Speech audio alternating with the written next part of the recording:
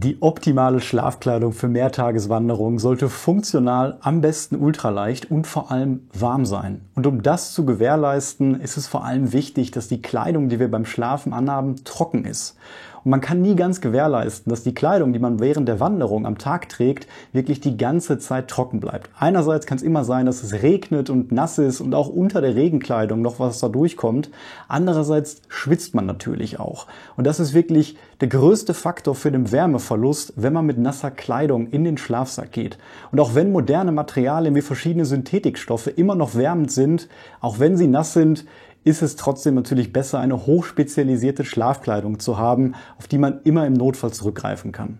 Zunächst empfehle ich immer, eine spezielle Schlafhose dabei zu haben, denn gerade die Beinkleidung ist das Kleidungsstück, was während des Tages am meisten Schmutz abbekommt und im Zweifel auch am meisten Nässe abbekommt.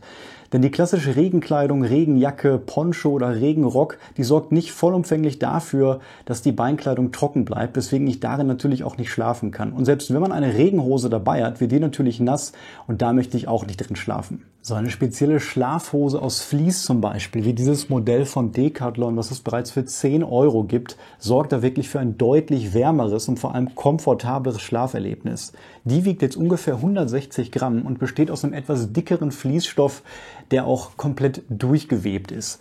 Das heißt, da kann man auch die Kleidung im Lager tragen, die ist ein bisschen windresistenter, hat aber vielleicht nicht so eine große Wärmeleistung wie Modelle, die über spezielle Luftkammern verfügen, um noch die warme Luft extra zu speichern. Das ist ja ein Modell von Decathlon, die Capilene Thermal Weight Bottoms, ist ein bisschen leichter, 148 Gramm und bringt auf jeden Fall eine deutlich größere Wärmeleistung. Der Trick dabei ist, das sieht man bei dieser Hose nur von innen, dass sie hier ja kleine Luftkammern hat, die dann im Wind nicht ganz so stark wärmen, aber in einem geschützten Schlafsack auf jeden Fall deutlich mehr Hitze speichern. Das Modell habe ich selber ungefähr 2 Jahre getragen, bin auch super zufrieden damit, aber wenn man meiner Meinung nach das Nonplusultra haben möchte, eignet sich da der Stoff Polartec Alpha Direct.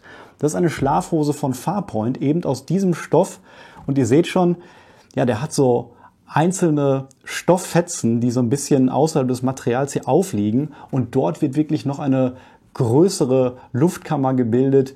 Man muss sagen, die eignet sich nicht als Außenlayer, sondern ist sehr, sehr windempfindlich, aber gerade für Schlafkleidung wirklich optimal. Die Haltbarkeit ist da, wenn man das jetzt draußen tragen würde und gewissen Abrieb hat, auch nicht so groß. Aber wenn wir uns das Gewicht hier mal anschauen, dann sieht man wirklich mit 80 Gramm, dass da nochmal die Hälfte zu sparen ist und gefühlt habe ich da dieselbe, wenn nicht sogar eine größere Wärmeleistung. Und sollte es mal wirklich sehr, sehr kalt sein und am Tag hat es nicht geregnet und man hat vielleicht trotzdem eine Regenhose dabei, dann kann man die auch im Schlafsack noch da drüber ziehen und das sorgt wirklich nochmal für einen sehr, sehr großen Wärmegewinn. Ich laufe zum Beispiel auch bei kalten Temperaturen immer sehr gerne in einer kurzen Hose.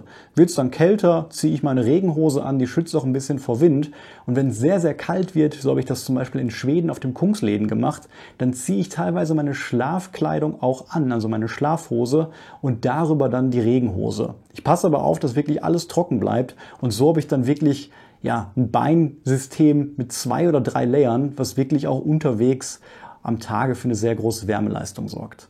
Am Oberkörper trägt man beim Trekking meistens eine Kombination aus einem Base Layer, Mid Layer und wenn es besonders kalt ist oder ich eine Pause mache, auch noch eine Puffy Jacket. Und da brauche ich nicht unbedingt ein extra Kleidungsstück fürs Schlafen, denn einerseits ist am Oberkörper meistens immer alles trocken, weil ich entweder ein Poncho oder wirklich eine Regenjacke trage. Und andererseits, auch wenn ich stark schwitze, muss ich nicht unbedingt in meinem Base Layer schlafen, sondern kann den ausziehen. Und was ich euch empfehlen würde, ist dann in seinem Mid Layer zu schlafen oder wenn es mal sehr, sehr kalt ist und die Jacke trocken geblieben ist, so kann man dann auch seine Jacke in sein ganzes Schlafsystem integrieren und dann auch in der Jacke schlafen. Das mache ich häufig auch im Winter, ziehe dann auch die Kapuze auf und dann merkt man schon, dass es deutlich wärmer ist. Den Base Layer ziehe ich aber fast immer aus. Und auch da gibt es wieder ähnliche Stoffe zur Auswahl. Ich trage jetzt zum Beispiel wieder einen Mid-Layer aus Vollfleece, auch von Decathlon. Dann gibt es die Alternative, so ein Grid-Fleece auch zu tragen, was dann natürlich wieder verschiedene Luftkammern hat und ein bisschen leichter ist. Oder mein Favorit, den ich auch seit 3 Jahren bis heute immer benutze, das Patagonia R1 Air Fleece. Gibt es entweder mit einem Zipper oder auch ohne. Ich nehme es gerne ohne, weil es dann beim Schlafen auch bequemer ist. Und hier ja, sind so einzelne Kammern wirklich längs verteilt und man kommt da wirklich auf ein sehr bequemes Kleidungsstück bei sehr geringem Gewicht. Auch hier wäre eine Alternative aus Alpha Direct wieder möglich, aber da ich den Midlayer wirklich auch tagsüber sehr häufig trage, wenn es vielleicht mal am Rucksack auch ein bisschen scheuert, habe ich da persönlich ein bisschen Bedenken bei der Haltbarkeit und setze da lieber auf den klassischen Grid-Fleece-Stoff. Die größten Schwachstellen, an denen man nachts Wärme verliert, sind aber einerseits der Kopf und andererseits die Füße. Und um den Kopf zu schützen, habe ich persönlich immer eine Mütze oder ein Multifunktionstuch dabei. Und bei einem Buff setze ich da auch auf einen dickeren Stoff, also Fleece, gehe dann ein bisschen mehr Gewicht ein. Die dünnen Tücher wiegen natürlich ein bisschen weniger, aber da der Stoff dicker ist, kann ich das wirklich vollumfänglich auch als einerseits Mütze benutzen, als Halstuch nachts und was ich sehr gerne mache, als eine Kombination aus Mütze und Schlafmaske. Das heißt, ich ziehe das über meine Augen rüber und wenn ich mal länger schlafen möchte, werde ich dadurch auch nicht geweckt.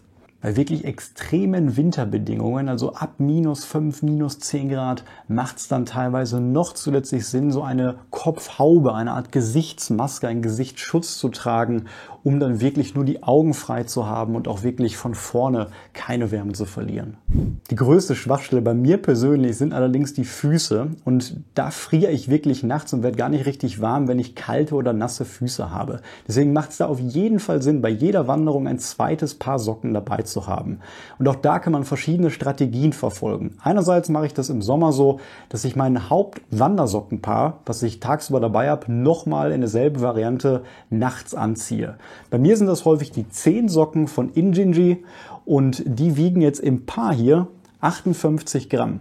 Das heißt, die ersten Tage wechsle ich dann einfach nur mein dreckiges und nasses Sockenpaar, hänge das nachts im Zelt wirklich oben auf und ziehe das trocken an. Ja, bei den letzten Tagen oder wenn mein erstes Paar sehr, sehr dreckig ist, dann ziehe ich mein Schlafpaar dann auch quasi tagsüber an und kann dann noch mit einem frischen Sockenpaar auf die letzten Trailtage starten. Die andere Strategie ist wirklich ein zweites und wärmeres Paar Socken mitzunehmen oder ein Paar, wie zum Beispiel diese Wright Socks, die ich auch benutze, das sind doppellagige Socken, um die dann nachts bei sehr winterlichen Touren noch über mein Wanderpaar drüber zu ziehen. Das heißt, dort habe ich dann 2 Paar Socken an. Kann natürlich sein, dass das eine Paar dann ein bisschen nass ist, aber im Zweifel habe ich 2 Sockenpaare, mit denen ich arbeiten kann und die ich auch übereinander gut anziehen kann. Ein komplett spezialisiertes Sockenpaar rein zum Schlafen und warme Füße zu haben, ist da zum Beispiel auch ein Produkt aus Polartec Alpha Direct. Und wenn wir uns das mal anschauen, 21 Gramm für 2 Socken, das ist auch von dem Hersteller Farpoint, die ich hier habe, genau wie die Schlafhose. Und die benutze ich momentan am liebsten fast ganzjährig. Die sind unglaublich bequem, die sind weit geschnitten, die sind ultra leicht. Also eine Socke 10 Gramm und eben sehr, sehr warm. Und wem das immer noch nicht reicht, und das kann ich verstehen, gerade wenn die kalten Tage wieder anbrechen, der kann wirklich zu eines meiner Lieblingsprodukte greifen, nämlich die Warm Booties von Hyberg. Und das sind, wie ihr seht, spezielle Pantoffel, die in dem Fall aus Apex bestehen. Das heißt auch ein wärmender Stoff, der wärmt, auch wenn es nass ist. Und die sehen jetzt groß und klobig aus, aber wenn ich die mal wiege, dann wiegt mein Modell hier ungefähr 45 Gramm. Und das ist wirklich ein Gamechanger, will ich hier mal sagen, denn wenn man da reingeht, hat man innerhalb von wenigen Minuten, egal wie kalt es ist, warme Füße. Man kann die hier oben auch noch wirklich zuziehen, damit die Luft, die der Fuß dann aufbaut, die warme Luft vor allem, nicht entweichen kann. Ja, und je nach Bodenbeschaffenheit kann ich sie dann sogar als Campschuhe, als Pantoffeln im Lager verwenden. Ja, und für 90 Gramm das Paar macht es auf jeden Fall alles sehr wärmer, sehr bequemer und sorgt generell für eine komfortablere Schlaferfahrung. Spezielle Handschuhe brauche ich eigentlich nicht, denn die Hände sind natürlich im Kilt oder im Schlafsack und profitieren dort von der aufgebauten Körperwärme. Wenn es wirklich besonders kalt ist und man schläft gerne mit den Händen vielleicht draußen, dann empfehle ich da auch Fließhandschuhe, die man sowieso im Winter tagsüber dabei hat. Und ich persönlich habe die sehr, sehr selten an, weil ich dann eigentlich nie an den Händen friere, aber auch noch eine Idee, die man verwenden kann, wenn man vielleicht trotz der ganzen Kleidung immer noch friert. Ich möchte euch auch noch 4 Tricks mitgeben, die mir mal helfen, eine angenehmere Nacht zu haben, auch wenn es mal sehr, sehr kalt draußen ist. Zum einen gibt es auch noch Produkte wie den Vapor Barrier Liner. Der sorgt für eine Dampfsperre. Das heißt, den ziehe ich in meinen Schlafsack wirklich eng anliegend am Körper an und der, wie der Name schon sagt, bildet eine Dampfsperre. Das heißt, der Dampf, der vom Körper kommt, geht nicht in den Schlafsack rein, was gerade dann bei downbasierten Schlafsäcken wirklich eine große Rolle spielen kann.